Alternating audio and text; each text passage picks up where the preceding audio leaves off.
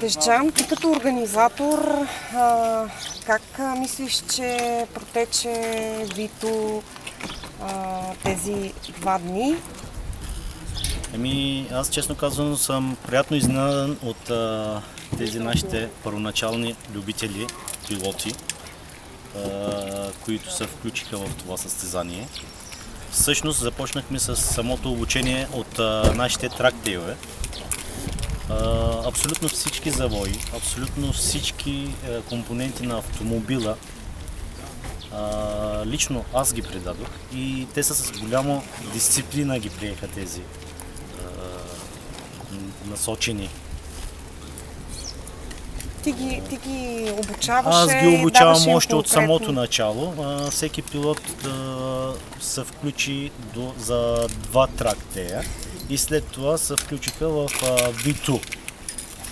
И това е една дисциплинна програма, която ако инструктора вземе просто топлината от среща от пилотите и започва много по-лесно да се предават нашите знания, които сме ги видели като опит, го правим от 5 години това обучение.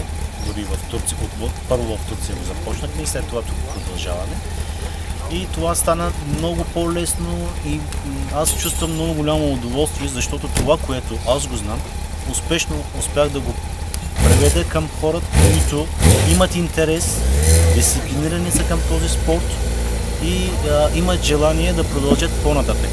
Примерно Росен Добрев, който стана шампион на Вито, той вече е готов за V1 Challenge в България.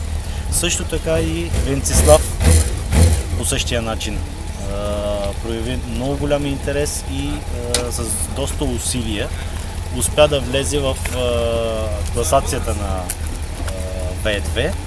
Значи много съм радостен, много съм щастлив, че тези пилоти започнаха от тук и наистина също така както в V1 се правят най-хубавите времена, най-техническите